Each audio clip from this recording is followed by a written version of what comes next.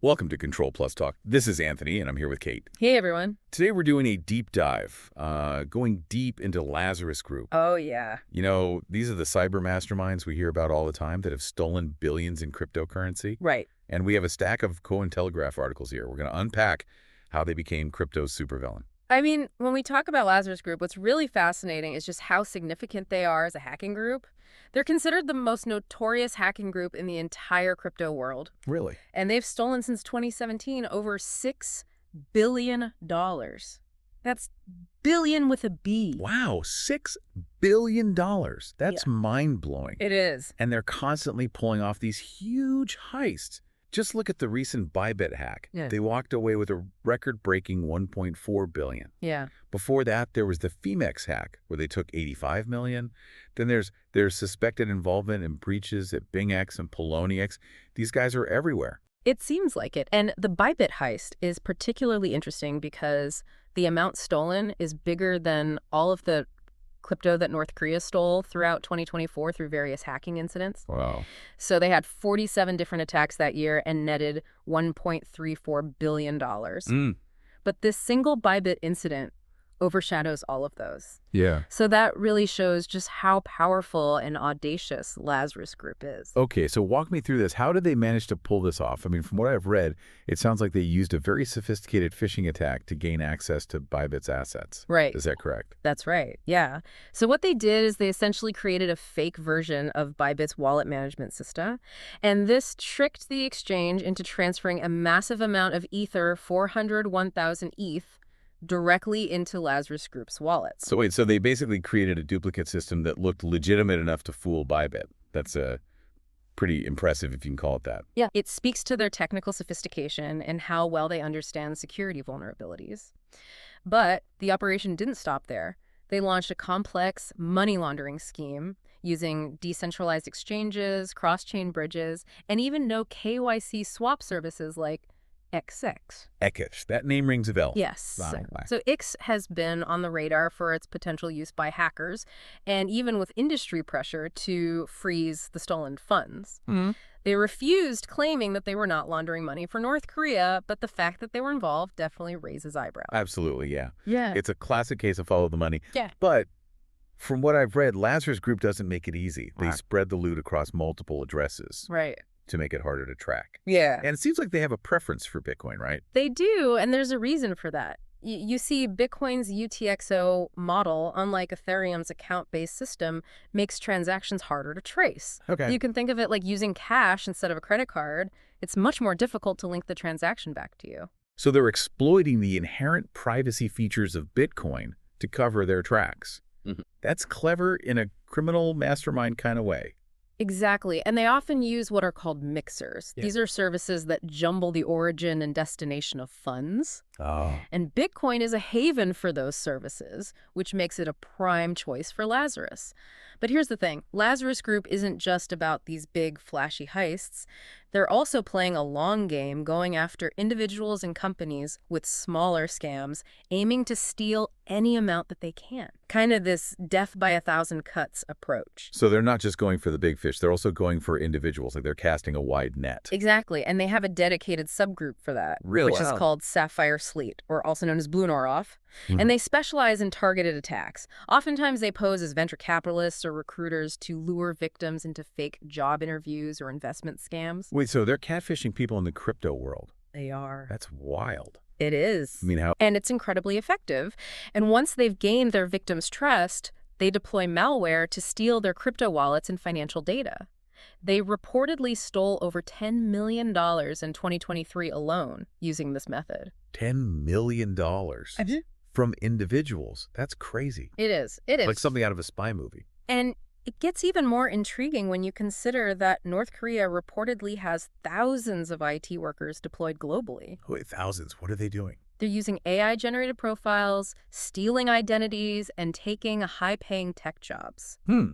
Think about it. They're embedding themselves in the heart of the tech industry. So it's not just about stealing money. They're trying to infiltrate companies and steal intellectual property. Precisely. Oh. And all of the earnings are funneled right back to the North Korean regime. Microsoft even uncovered a leaked North Korean database with fake resumes, fraudulent accounts, and payment records.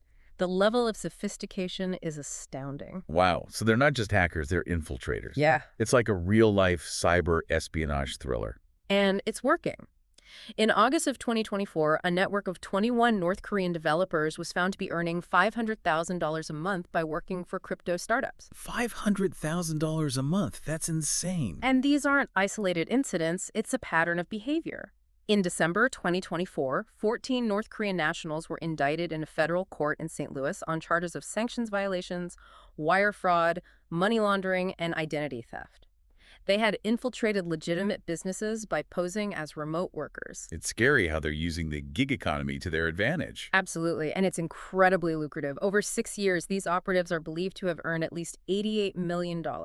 Some were even required to generate $10,000 per month for the regime. Wow. They've created a disturbingly effective system. So it's clear that Lazarus Group is incredibly skilled, Yes. well-resourced, but what drives them? Why this relentless focus on cryptocurrency? That's the million-dollar question, right? I mean, it's widely believed that Lazarus Group is a state-backed operation working directly for the North Korean government, and the stolen funds are likely being funneled back to the regime to finance its activities. That makes sense, but what are they using the money for? Are they just hoarding it? Well, that's where things get interesting. A United Nations Security Council study reported that these stolen funds are believed to be directly supporting North Korea's weapons program. Wait, so the money stolen from cryptocurrency exchanges is potentially being used to build weapons? That's a chilling thought.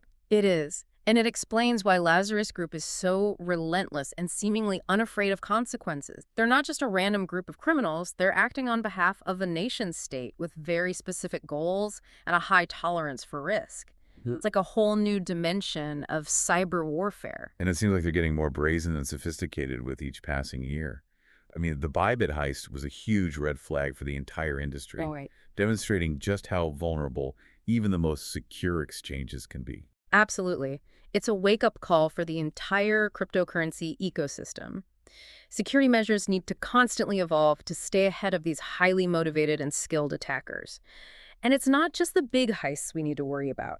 Remember, they're also going after individuals using a wide array of scams and tactics to steal any amount of cryptocurrency they can get their hands on. So basically, everyone in the crypto space is a potential target. In a way, yes. Hmm. It's a constant reminder that we all need to be extremely cautious and aware of the risks involved. So what can be done to combat this threat? I mean, it seems like they're always one step ahead, constantly adapting and finding new ways to exploit vulnerabilities. Right. Are we fighting a losing battle here? It's definitely a challenge, but not an insurmountable one. So where do we even begin? Increased collaboration between governments, law enforcement agencies, and the cryptocurrency industry is a good starting point. Information sharing, joint task forces, and coordinated efforts to track and disrupt the flow of stolen funds are crucial. So basically, a united front against cybercrime. That makes sense. But what about the role of technology? Yeah, Are there new tools and techniques that can help us stay ahead of these hackers? absolutely. Advancements in blockchain analytics, machine learning, and artificial intelligence are being used to identify suspicious activity, track stolen funds, and even predict future attacks. And the development of more secure wallets, exchanges, and other crypto infrastructure is also critical. So it sounds like we're in the midst of a cybersecurity arms race, Yeah, with the stakes getting higher all the time. that's a good way to put it. But one thing is clear knowledge is power. The more we understand about Lazarus Group's tactics, the better equipped we are to defend ourselves. And that's where deep dives like this one come in. Exactly. By shedding light on these complex issues, we can help raise awareness, promote vigilance, and encourage the development of more robust security solutions. Right. Speaking of podcasts, we've covered a lot of ground today, haven't we? But before we wrap things up, I want to touch on a few more key aspects of Lazarus Group's operations. In particular, their use of social engineering tactics really fascinates me. Right. It's like something out of a spy novel. It's incredibly effective because it preys on human psychology. Lazarus Group is masterful at creating believable scenarios, building trust, and then exploiting that trust to steal money. We talked earlier about those fake job interviews, but they've also used romance scams, impersonated government officials, even pretended to be representatives of legitimate charities. They're constantly coming up with new and creative ways to deceive people. It's a reminder that we can't just rely on technology to keep us safe. We need to be just as vigilant about our own behavior, our online interactions, and the information we share. That's a great point. Critical thinking and healthy skepticism are essential in the crypto space, perhaps even more so than in other areas of online life. Absolutely. And it's not just about protecting ourselves individually. By staying informed and being cautious, we can help make the entire ecosystem more secure. That's a powerful thought. Huh. It brings us back to the big question: what does the future hold for Lazarus Group and their relentless pursuit of cryptocurrency? That's the million-dollar question, isn't it? Despite increased scrutiny and crackdowns, they've shown incredible resilience and adaptability. They're constantly evolving their tactics, finding new vulnerabilities to exploit. It's a cat-and-mouse game that's likely to continue for the foreseeable future. And it underscores the need for constant vigilance and innovation in the world of cybersecurity. But here's what I find truly fascinating. What's that? Lazarus Group's success isn't just about technical prowess. It's also about understanding human psychology, exploiting our weaknesses, and using our own trust against us. That's a chilling thought, but an important one. We need to be aware of these tactics, not just to protect ourselves, but to help others avoid falling victim to these scams. Precisely. And that brings us to a crucial point. The fight against Lazarus Group isn't just about firewalls and fancy algorithms. It's about recognizing that we as humans are often the weakest link. Right. Think about it. We're wired to trust, to connect, and Lazarus Group exploits that. Yeah, that's a sobering thought. It's like they're hacking our minds as much as our computers. Exactly. And that's why education is so crucial. We need to be savvy about social engineering tactics. Yeah. We need to understand how scams work, how to spot red flags, and how to protect our digital assets. Yeah. Think of it like learning a new language, the language of cybersecurity. So we need to become fluent in cybersecurity to navigate this increasingly complex world. Precisely. And just like learning any language, it takes practice and vigilance. But, there's something that gives me hope in all of this. I'm all ears. What is it? The crypto community is incredibly resilient and innovative, time and time again. We see people coming together to solve problems, share knowledge, and build more secure systems. That's true. The spirit of collaboration and open source development is one of the most inspiring aspects of the crypto world. And it's what gives me confidence that we will overcome these challenges. Lazarus Group may be a formidable adversary, but they're not invincible. By working together, staying informed, and pushing the boundaries of cybersecurity, we can make the crypto world a safer place for everyone. That's a great point. It's a reminder that while the threats are real, so is the potential for positive change. Exactly, and it brings us to a crucial point. Remember those 3 North Korean hackers publicly named by the FBI? Oh, yeah. Park Jin-hyuk, John Chang-hyuk, and Kim Il. Yeah. Their stories offer a glimpse into the inner workings of Lazarus Group and highlight the global nature of this threat. Oh, yeah, the guys with the $1 million bounties on their heads? Yeah. It's like something out of a Hollywood thriller. Right. Okay, remind me who's who again. So Park Jin-hyuk is believed to have worked for a friend company called Chosun Expo Joint Venture, and he's been linked to some of the most infamous cyber attacks in recent history, including the Sony Pictures hack in 2014 and the Bangladesh bank heist in 2016, where a staggering $81 million was stolen. Wow. That's quite a resume. Yeah. So he's like the group's mastermind. He's certainly a key player, and it doesn't stop there. Park has also been tied to the WannaCry 2.0 ransomware attack in 2017, which caused chaos worldwide, disrupting hospitals, businesses, and government agencies. Oh, yeah, I remember that. Yeah. It seemed like everything was grinding to a halt, so they were behind that, too. Investigators believe so, yeah. They were able to link Park and his co-conspirators through shared malware code, stolen credential storage accounts, and proxy services that masked their North Korean and Chinese IP addresses.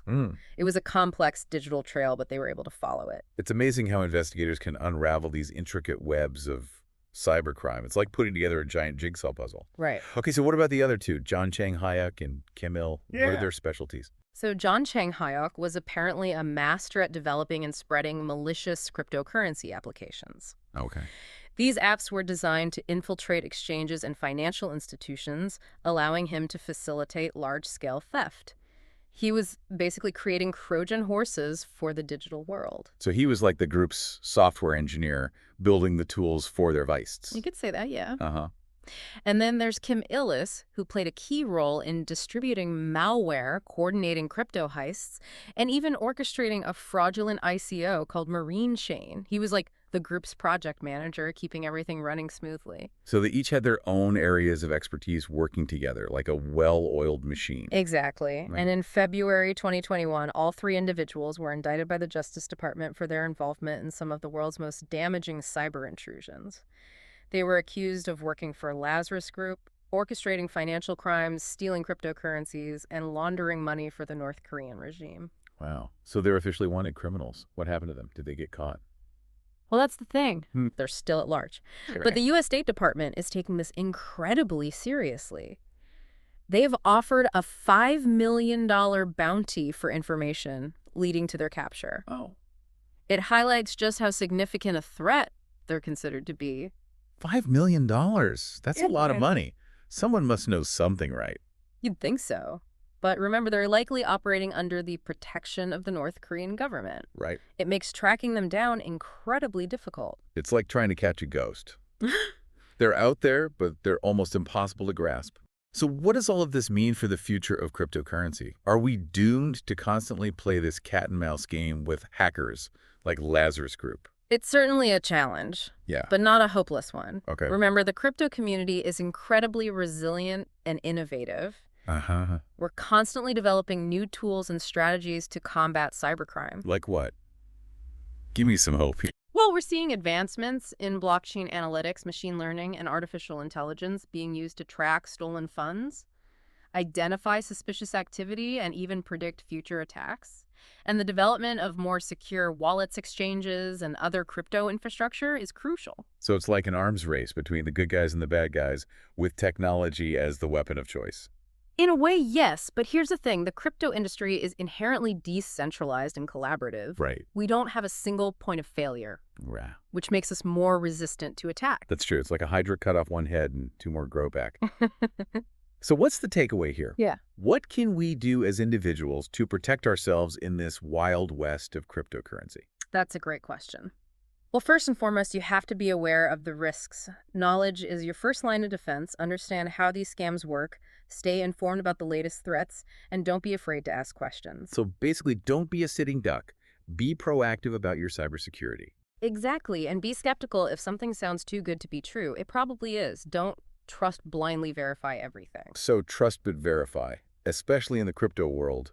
What else? Use strong passwords and two-factor authentication on all your accounts, and be careful about the information you share online.